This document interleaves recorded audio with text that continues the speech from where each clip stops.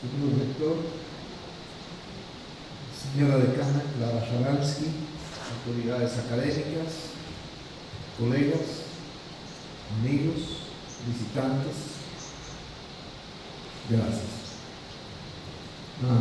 Este es un honor realmente extraordinario porque refleja de dónde viene y quién viene de una entidad y de un pueblo que ha sido muy importante en mi vida profesional. Fue en Chile donde yo primeramente di mis conferencias en el año 1959 en la Universidad de Chile. Después en el año 62 de nuevo en la Universidad de Chile, y donde he ido acumulando estudiantes chilenos en toda mi carrera profesional. Esta mañana tuve la gran satisfacción de que un estudiante mío de Chile en el año 1961 en SMU, el señor Raúl Alar, vino desde Valparaíso para entregarme un libro y recordarme que yo había sido profesor de él. En el auditorio está mi primer alumno en Chile, Alfonso Cama, que estuvo en la primera conferencia que yo di en la Universidad de Chile, de manera de que yo me siento en casa, en familia, y quiero que así lo sepan ustedes. Es decir, el acercamiento que hemos tenido en el centro y en la Universidad de Arizona con Chile, precisamente en la persona de Rodrigo Novoa, ha sido familiar. Es decir, no creo que hubiera habido tanta relación, tanta productividad en todos esos años de no ser quién es Rodrigo Novoa y de no venir Rodrigo Novoa de donde viene. Así que quiero que sepan que este es un evento que para mí es no solamente un gran honor académico, sino de gran satisfacción familiar, personal. La aceptación, las palabras de aceptación de este extraordinario honor que ustedes me hacen, y quisiera dedicárselos a la decana Clara Sharansky, en primer lugar por una conversación que empezó en Tucson cuando estábamos hablando de las relaciones entre las dos universidades. Después vino la idea del coloquio internacional que acaba de concluir, y debo decir con gran éxito, gracias a toda la enorme colaboración que hemos tenido con la Universidad Mayor y el personal de la Facultad de Derecho. Y es un diálogo que yo empecé con Rodrigo Novoa también hace ya bastantes años, cuando él fue alumno mío en la Universidad de Arizona. Así que las palabras que van a oír reflejan un diálogo entre amigos y entre compañeros espirituales. El derecho comercial contemporáneo parecería estar regresando a sus inicios como un conjunto de reglas y principios consuetudinarios, como la normativa más predecible de lo que ocurre y debe ocurrir en el mercado. La realidad es que sin usos y costumbres comerciales revisables y modernizables, resulta imposible normar en forma actual o actualizable transacciones tan dispares como una compraventa o un préstamo de valores bursátiles desmaterializados, los créditos documentarios, comerciales o stand-by, las ventas spot o futuros de productos agrícolas secos almacenados en almacenes generales de depósito y amparados por títulos representativos electrónicos, etcétera, etcétera, etcétera. Esta es la velocidad y complejidad de la contratación comercial y financiera contemporánea, que resulta utópico asumir que la esencia de las transacciones pudieran captarse y preservarse por códigos o por leyes orgánicas para su larga e ininterrumpida aplicación urbi et orbi. Es aún más utópico pensar que legisladores, cualquiera que fuese su sabiduría jurídica, puedan producir la requerida modernización, uniformidad de la normativa negocial sin recurrir a los usos y costumbres privativos de la negociación en cuestión. Recuerdo que la primera vez que yo visité la Universidad de París, me invitaron a dar una conferencia y querían que yo viera dónde estaba la sala del decano en aquel entonces, un gran comercialista, Jean Escarrat.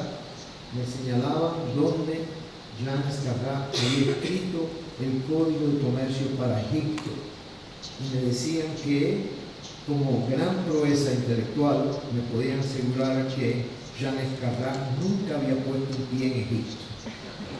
De manera de que el derecho que estaba haciendo Janes Carrá en ese momento era un derecho mercantil de torre de marfil, y un derecho de marfil que en realidad ha tenido muy poca aplicación en Egipto. En el programa nuestro en la Universidad de Arizona tuvimos un muy capaz estudiante egipcio que lo que le interesaba era en un principio la teoría del derecho mercantil que habían recibido de los actos de comercio de Janes Carrá, y yo le preguntaba, ¿qué pasa con el algodón egipcio?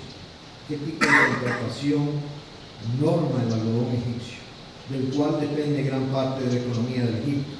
Y él me decía en un principio, esos son temas demasiado ordinarios, y ya en la actualidad él se dio cuenta de que es todo lo contrario, pero ese es un espíritu que en realidad prevalecía en mucho de la academia con respecto al derecho mercantil. Y yo me pregunto, ¿es que en redactar los nuevos usos y costumbres comerciales realmente se trata de repetir las experiencias de los redactores de los usos comerciales mercantiles, por ejemplo, medievales, o de la época de la precodificación civil y mercantil europea, sobre todo si se toma en cuenta que muchos de los usos y costumbres medievales y previos a la codificación comercial estaban impregnados de una ideología mercantilista que preconizaba exportar lo más posible, importar lo menos posible y adquirir la mayor cantidad de metales valiosos, independientemente de cómo se obtuviese.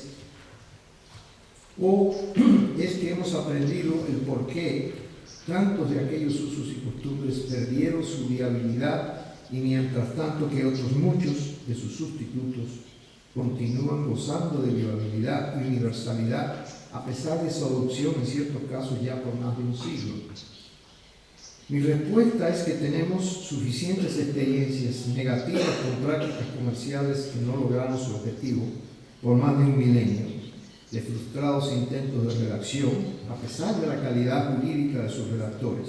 Y por otra parte, tenemos las experiencias sumamente exitosas de prácticas comerciales contemporáneas en vigor por un siglo y medio de ejercicio universal. Entonces, a continuación, lo que me gustaría hacer es revisar brevemente los intentos fallidos de crear no solamente prácticas comerciales viables, sino instituciones jurídicas igualmente viables, es decir, leyes, reglas, principios de interpretación, conceptos, y por qué fallaron, y compararlas con otros intentos en los cuales los usos y costumbres se utilizaron y se continúan utilizando hasta el día de hoy, a pesar de que ya en ese caso, el caso del crédito documentario, estos usos empezaron hace un siglo y medio. Y comparando el por qué unos fracasaron y otros triunfaron, quizás derivemos algunas lecciones que pueden ser aplicables al esfuerzo que empezó estos últimos 2 días en la Universidad Mayor con respecto al encuentro y al coloquio sobre temas de armonización del derecho comercial. En el caso de la garantía mobiliaria comercial, que es la primera que quisiera mencionar, la conducta de esta garantía tiene un núcleo, hay una analogía entre la formación de una conducta viable que se convierte en un uso y costumbre y después en ley, y la biología de una célula. Si en un principio, para que una célula, es decir, una transacción celular que pueda ser la que inspira el resto de la transacción, tenga viabilidad, hay que resumir exactamente la conducta que realmente es celular en esa transacción. En el caso de la garantía mobiliaria, la conducta celular es el préstamo que se le pueda dar a una persona que ya sea comerciante o ya sea agricultor, aunque ya los términos de comerciante y agricultor se están fusionando constantemente. Y esa conducta tiene que ser una en la cual aquel que sea el comerciante o el productor agrícola permanezca en posesión de aquel bien, que sea el bien garantizador, que sea el bien también que permita el repago de la obligación. Eso es absolutamente fundamental. Si la célula, si el componente celular y el núcleo de esa cédula no contiene la posibilidad del repago de ese préstamo con base del uso productivo de bienes que pueden ser realmente los que le producen la entrada, la ganancia al prestatario, no va a producir ningún significado económico más allá de lo que pueda producir el empeño de una guitarra en una casa de empeño donde está allí y el dueño de la guitarra no lo puede usar para estar en una serenata a su novia o un trío. Pero de manera de que es absolutamente esencial que ese elemento nuclear esté ahí, pero no es el único. El elemento nuclear tiene que ser un elemento que está basado en reciprocidad, en una fórmula de reciprocidad entre el prestamista y el prestatario. Y esa fórmula de reciprocidad tiene que estarse constantemente repitiendo durante la vida de la transacción, usando un concepto de Rodrigo Novoa sobre la vida biológica de una institución jurídica. Esa reciprocidad tiene que estar presente en el momento del nacimiento de la institución, es decir, en el momento en el cual se constituye esa garantía, tiene que estar presente durante el uso de la garantía y la producción agrícola, comercial y económica en última instancia, donde se repaga el préstamo, y tiene que estar presente al momento de disolverse o morir la garantía. Entonces, en el caso de la garantía real mobiliaria e inmobiliaria del derecho romano, que fue quien primero echó a andar esta institución, la institucionalizó, ustedes se van a encontrar de que parte de ese núcleo ya estaba vigente. El derecho romano reconocía, como ustedes saben, la prenda y la hipoteca, y la hipoteca en especial le permitía al deudor que fuera tanto el deudor en posesión de un bien mueble o de un bien inmueble, el continuar en posesión de ese bien y pagar el préstamo con el producto de esa garantía, es decir, en el caso de la hipoteca.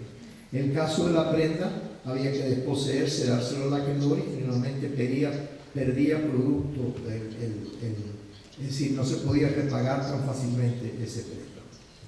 Entonces, eso funcionó en Roma con bastante, es decir, el mercado romano, como lo describe Teodoro Mommsen, es un mercado realmente no de intermediarios, es un mercado de uso diario de costumbres, con la excepción de los grandes capitales, que eran los que estaban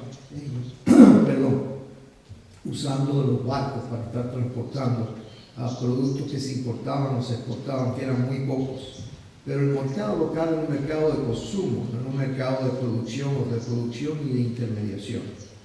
Y entonces, en ese mercado, la garantía mobiliaria tenía una función que era prácticamente la de aseguramiento del repago, y dentro de eso los factores y los elementos principales de esta garantía mobiliaria, los factores, eran generalmente pequeños agricultores como prestatarios y grandes terratenientes como los prestamistas.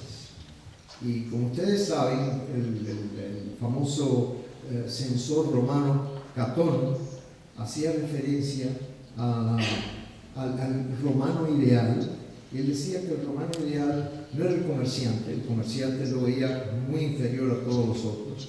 El ideal en Roma era el soldado y el campesino. Él pensaba de que tanto el soldado como el campesino tenían las virtudes que debe tener el gran romano. El soldado era el que terminó manteniendo a Roma con toda su política bélica, y el campesino produciendo lo que era necesario para sobrevivencia económica en Roma. Y entonces, con esta idea, los participantes en el contrato de garantía eran cada día más los grandes terratenientes como prestamistas, los pequeños agricultores, y en una cantidad creciente, a manera que crecía el poder económico y militar de Roma, esclavos.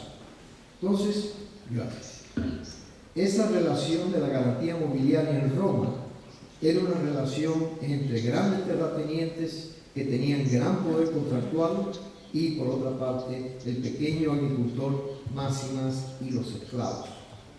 Y a medida que se producía más este tipo de armonización de las partes, es decir, quiénes eran los participantes, se producía el abuso de los derechos por parte de los arrendadores, por parte de los que tenían realmente el poder económico, y la explotación de los otros. Al extremo de que, si ustedes van a ver en el, no en el digesto, sino en el código romano, en el código justinaneo romano, se va a encontrar que hay docenas de peticiones, ya no a los tribunales, sino directamente a los emperadores, para que los emperadores, por medio de las llamadas rescriptas, los emperadores trataran de aliviar la situación de los prestatarios.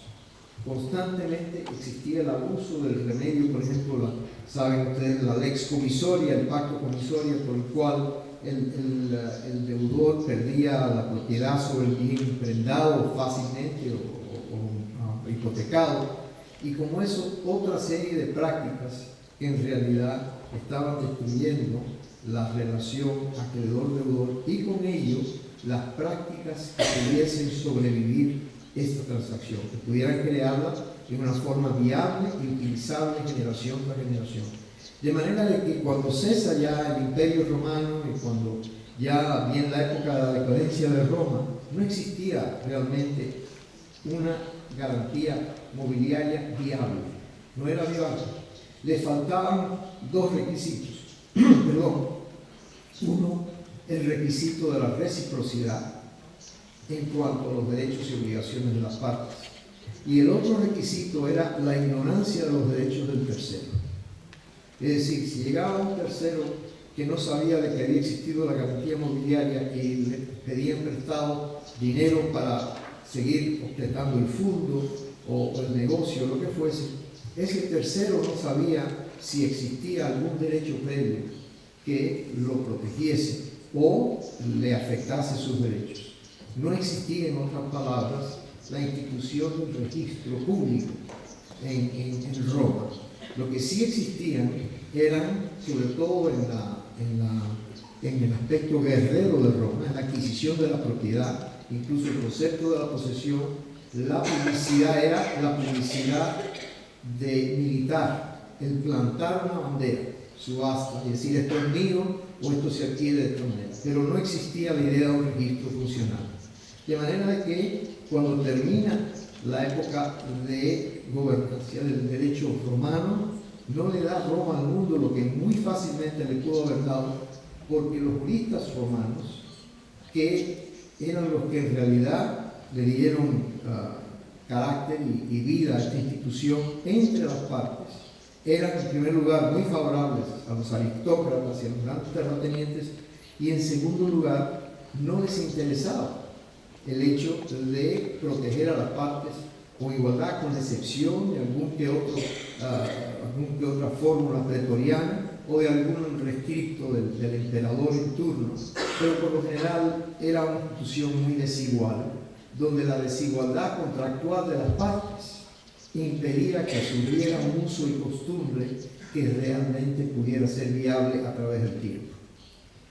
Entonces, la comparación es con el crédito comercial, con la llamada carta de crédito comercial, crédito documentario, y en cualquiera de sus variedades, el comercial, el estándar. ¿Cuándo empieza esta institución? Empezó en el año aproximadamente, en la primera parte del siglo XIX, en 1820, 1830, en Inglaterra, con los llamados banqueros mercantes, merchant bankers. Y estos señores lo que hacían era, le proporcionaban crédito y en forma de una autorización que se le daba al acreedor, por ejemplo, aquella persona que le iba a vender algodón a alguien en los Estados Unidos que lo iba a exportar a Inglaterra para que se le hicieran productos textiles, se le daba la autorización de girar contra el banco, que le iba a hacer un pago en el momento que le demostrara que se estaba haciendo el embarque del algodón de los Estados Unidos a Inglaterra. Esa autorización se manejaba con mucha plata, pero muy reducido el campo de aplicantes, es decir, eran solo aquellos que los bancos aristocráticos ingleses de mayor realce en aquel entonces los llamados Baring Brothers, Brown and Shipley, que eran las casas de los mercantes banqueros, conocían muy bien a quienes eran sus clientes y a ellos les proporcionaban mucho crédito. Y básicamente era un crédito totalmente personal, con muy poco elemento de garantía mobiliaria. Y la llamada autorización se estuvo utilizando por un periodo de 30 a 40 años, en los cuales empezó a aparecer después no una autorización, sino una obligación independiente por parte de los bancos, que decía lo siguiente: yo le prometo a usted, el vendedor, el portador, que si usted me presenta los documentos A, B y C durante un periodo de 90 días, yo le voy a pagar a usted la determinada cantidad. Y esto que hoy en día parece tan natural, y esa era la práctica nuclear de esa institución. Es decir, si ustedes van a ver cuál fue la práctica que creó después la transacción, el núcleo era ese. El núcleo era una promesa de aceptación de cartas letras de cambio y demandas de pago que el banco decía que iba a pagar o iba a aceptar.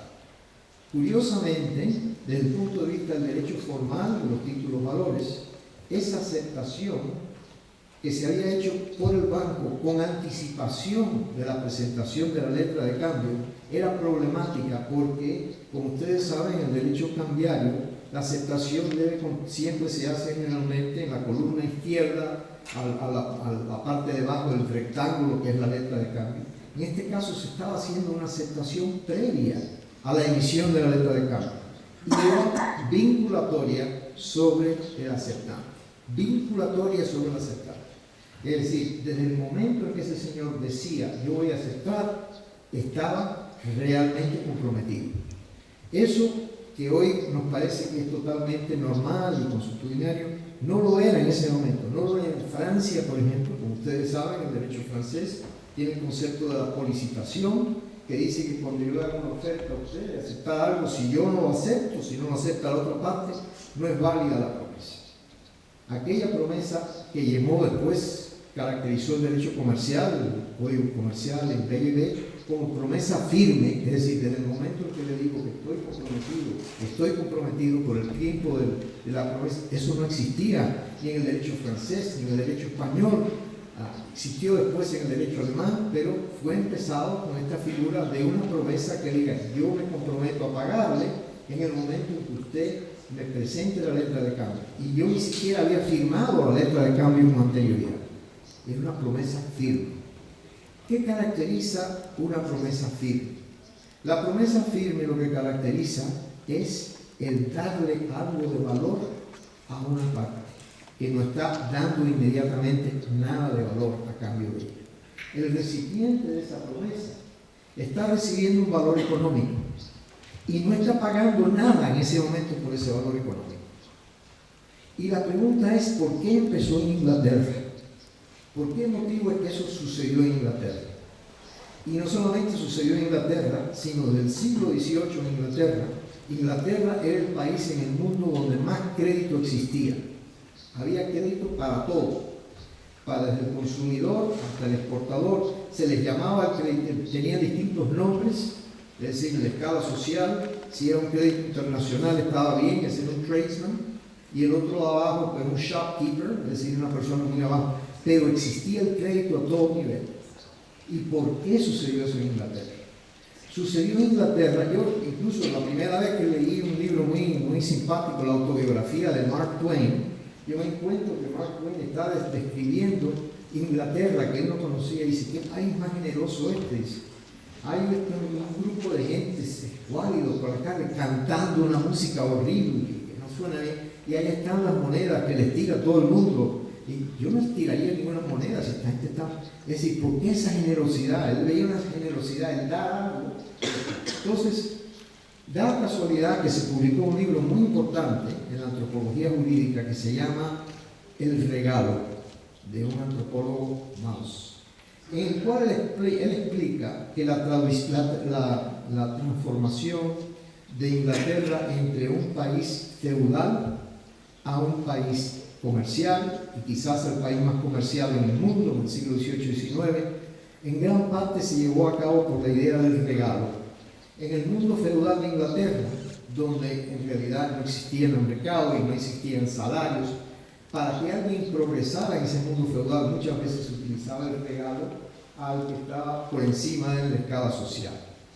El regalo se generalizó en Inglaterra como una forma de subir en la escala social, y después, cuando viene a la Inglaterra comercial, el regalo adquiere una función completamente distinta.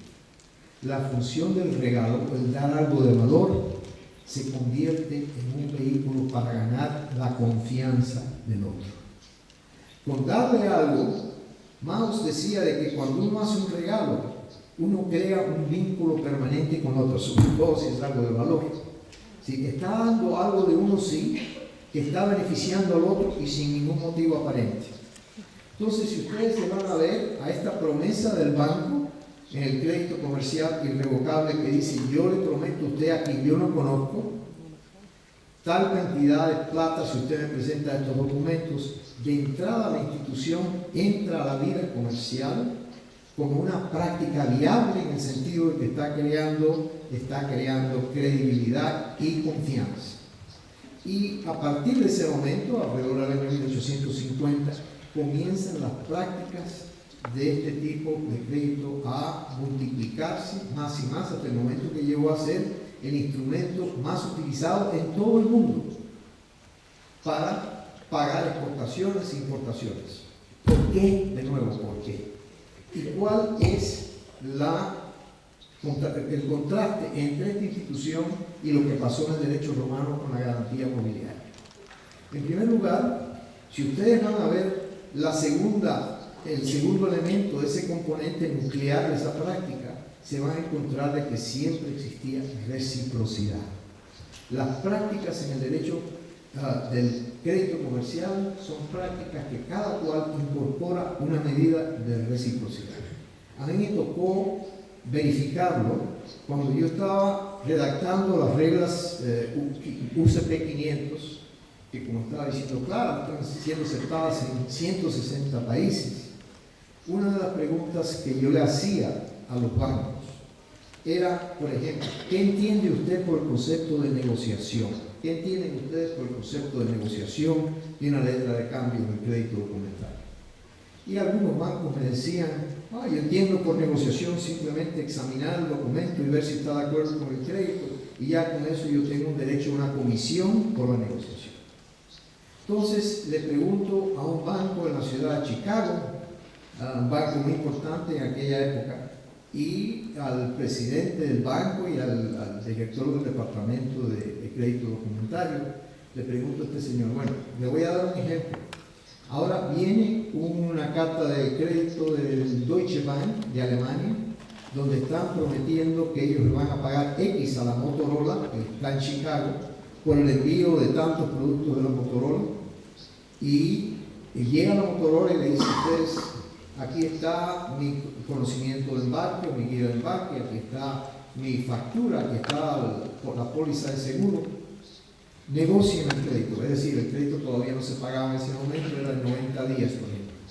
Entonces, este banquero me decía a mí que para él el concepto de la negociación era que él agarraba el teléfono, él llamaba al banquero en Nueva York, que había sido el que le había notificado y confirmado el crédito, le decía: para que fuera una negociación y para que yo pudiera cobrar una comisión, yo tengo que darle algo de valor al que me está negociando. Para que yo le esté cobrando a él un 2%, digo, bueno, ¿y qué pasa con lo que está la definición del otro señor que está diciéndole usted? Simplemente yo, por llamarlo a usted por teléfono, está actuando como sigue un intercambio telefónico, una bolsa de una estación de correo o algo así, por eso estoy cobrando un 2%, en ese caso era $200,000 por ese tipo de cosas.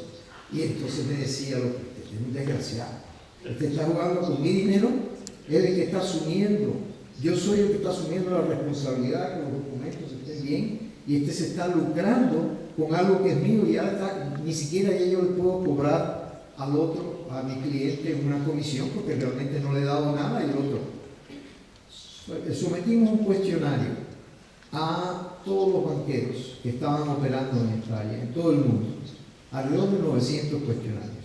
Y le preguntamos qué consideran ustedes que es una negociación y cuándo tienen ustedes derecho a cobrar una comisión. Y queremos al mismo tiempo que ustedes se pongan en el lugar de la otra parte, es decir, en el lugar del cliente suyo y en el lugar del que está negociando con ustedes. Solamente una o dos respuestas estuvieron de acuerdo con el banquero de Chicago. Todo el mundo estaba de acuerdo con el banquero de Nueva York, porque si se ponían en la posición del banquero de Nueva York, ellos estarían prácticamente siendo explotados por el otro. Y de ahí viene otro componente nuclear de las prácticas viables. La práctica viable es aquella en la cual una de las partes da algo de valor, pero al mismo tiempo una de las partes está actuando con un criterio de razonabilidad. El concepto de la razonabilidad en el derecho comercial suena muy arbitrario, suena muy metafísico y todo eso, pero es un concepto sumamente objetivo. ¿Qué es la razonabilidad en el derecho comercial? La razonabilidad en el derecho comercial es simplemente el actuar como un comerciante arquetipal y un comerciante a quien los romanos llamaban el bonus vir, es decir, el comerciante o el hombre honesto y respetable hubiese actuado bajo esas circunstancias.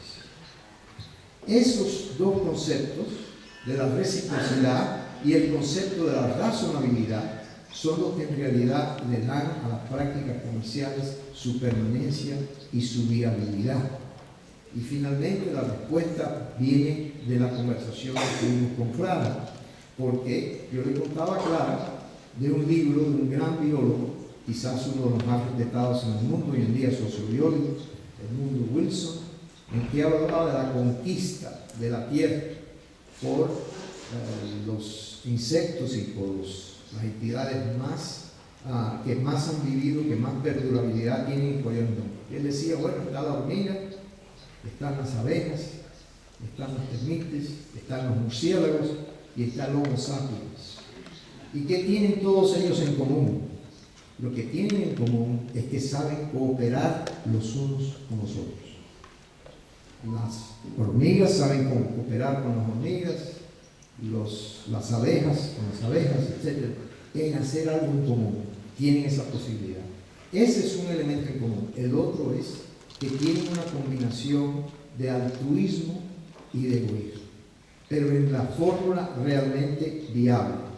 Es decir, que son entidades que pueden actuar tanto con altruismo como con egoísmo. Y esa es la fórmula última de lo que es la práctica comercial viable. El comercio es una forma de cooperación y las reglas y usos comerciales que tienen viabilidad, que se convierten en leyes, que se convierten en principios, en tratados y todo eso, para que puedan funcionar bien, tienen que tener un elemento de egoísmo, es decir, el buscar el lucro y que sea de una forma de eficiencia, pero también tienen que ponerse en el lugar del otro y decir, ¿qué hubiese pasado si un comerciante honesto, razonable, como decían los romanos, el bonus vir, estuviese del otro lado? ¿Cómo esa persona hubiese esperado que hubiese actuado? Mi experiencia con estas prácticas y usos comerciales es que en realidad las que tienen perdurabilidad, las que tienen universalidad, porque apelan a ese elemento en el ser humano, son las que eventualmente tienen esa combinación, esa forma. Y es por esa razón por la cual nunca se llegó a una garantía mobiliaria viable por parte de los romanos y se ha llegado a una institución viable en el crédito documentario que ya está en vigor de esa manera 150 años y en todo el mundo. Y creo que la labor que estamos empezando en este coloquio que se terminó ayer va por buen camino en ese sentido, porque más y más todas las delegaciones presentes, al examinar las prácticas y aquellas que habían funcionado y no funcionaban, ya estaban conscientes de que tiene que ser una práctica en lo que no puede imponerle una parte todos los derechos a sí mismo y quitarle todos los derechos a la otra. Tiene que ser una práctica de reciprocidad y una práctica de razonabilidad. Y por eso, pues, espero que lo que empezamos ayer y lo que ustedes tan generosamente han hecho por mí hoy, dándome este gran honor, tenga buen resultado. Muchas gracias.